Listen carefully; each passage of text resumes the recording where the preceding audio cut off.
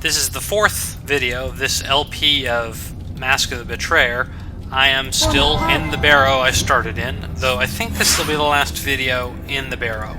I should be able to get through the big fight at the end and all that.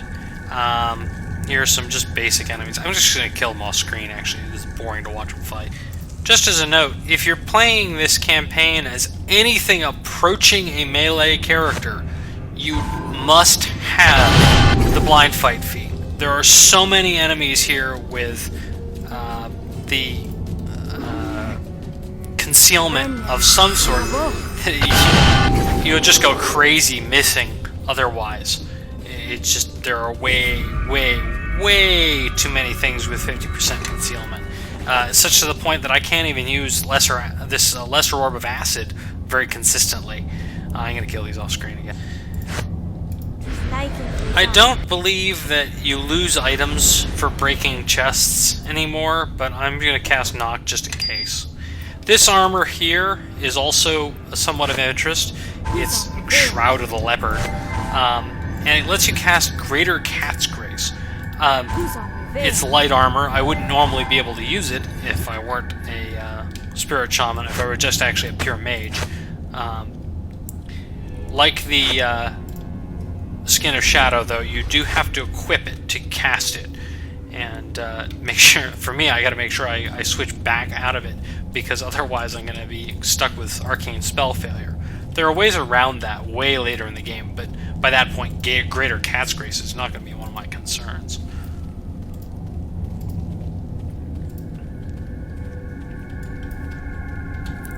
And some more stuff here. I'll just kill them off screen.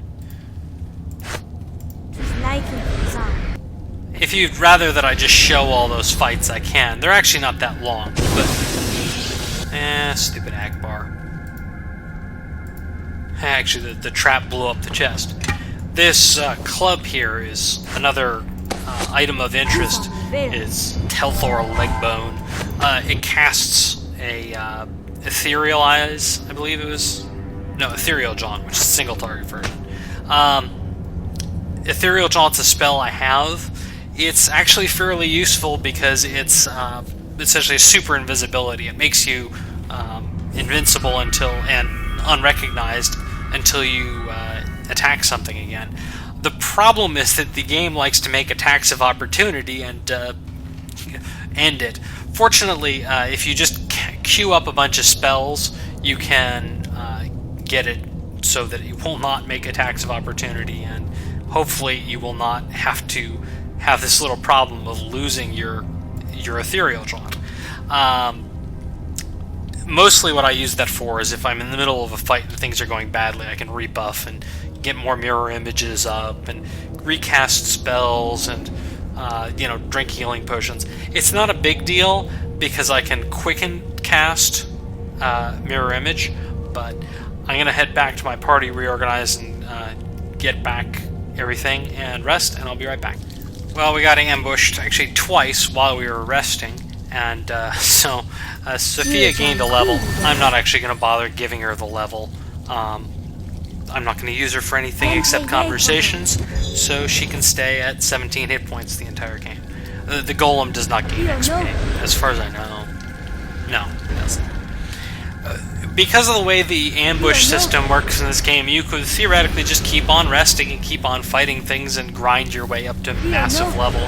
I'm not going to do that. But otherwise, assuming you don't do too much grinding of that sort, there's actually a good place to do it if you do want to do it. You'll probably get to the sort of the high 20s in level. The level cap for this campaign is 30. I don't expect that I'll get there. Now, for this, I'm actually going to turn AI back on and get them to follow me. Because actually I'm going to have to move stuff around so Sophia can walk. One second. This line is sort of appropriate. I think you've mistaken me for a horse and wagon. Yeah, yes. You are, sadly. I gave her the belt, so that way she has a 4 strength and can actually carry things. Otherwise, she has a 0 strength, she can't even carry the boots. But I'll get them to follow me. This way I can have a little conversation. I'll probably leave the belt on her just so that she can run around. It's too annoying not to to have to wait for her and not have to run back to if I wanted to rest. And this is the last area. And okay. So she's hearing voices. And you can ask her if she's okay, and she likes it, you know, because, I don't know, she's sensitive and nice and all that, and I'm going to have them wait back here. And here is the boss of the area, Okku. And this is not the last time we'll see him, but I mentioned earlier that I was concerned about knockdown. One of the other big perks to Spirit Shaman is you get the Druid spell list, which includes Foundation of Stone. Foundation of Stone, immune to knockdown. It does some other things, but mostly the immunity to knockdown that I care about. What stirs the air and smells so foul? Go back and die in the silence and the dark. I am tired and ill of temper.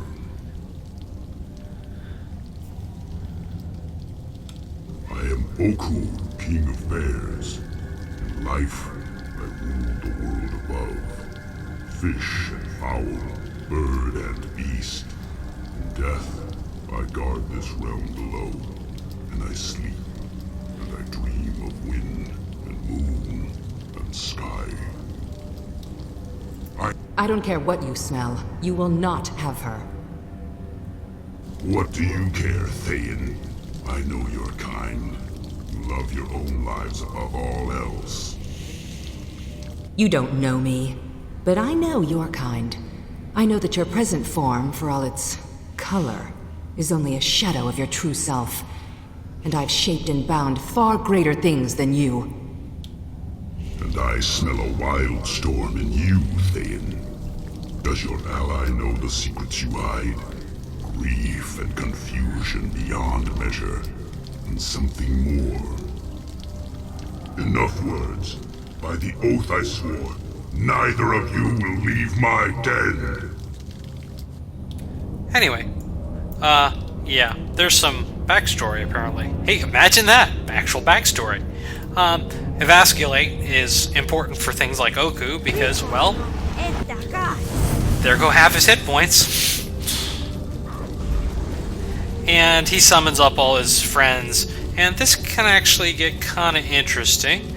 So I am going to start using quickened ice storms in addition to maximized ice storms.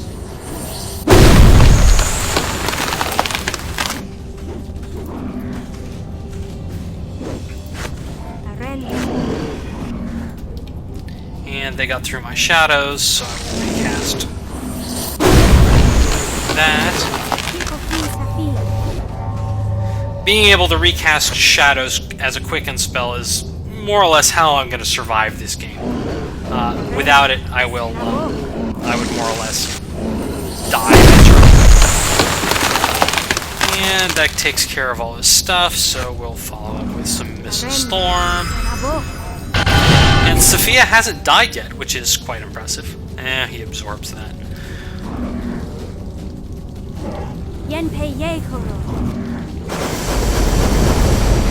And he absorbs that, too. How annoying.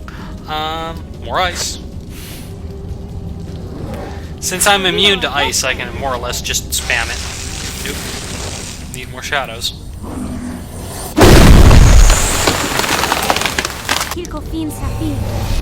Now, if this fight started going badly, Sophia started with a couple of potions of heal. I would just use the Telthor leg bone here and Ethereal Jaunt, drink a potion, recast shadows, and then re-engage. I wish I had something faster. Let's try Vitriolic Sphere. This is another not so great, but it's something. Well, it does more damage than the other stuff. He absorbs damage, so... And Vitriolic Sphere, like all the other spells that I have, well, almost all the other spells I have, is not a spell that allows a saving throw.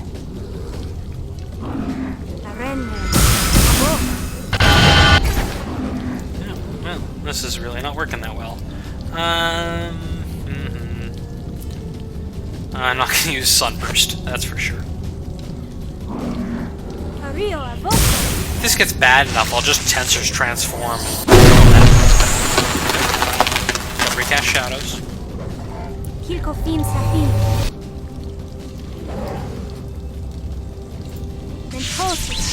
Try a couple of the other spells in my arsenal.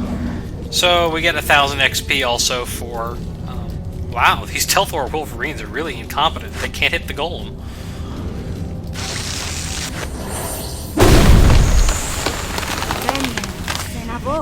As you can see, the Orglash is important, because otherwise I'd be hitting myself with this kind of damage. And with the golem there, you can see how fast it dies. Anyway, I'm going to clear up. The door's just on the other side over there.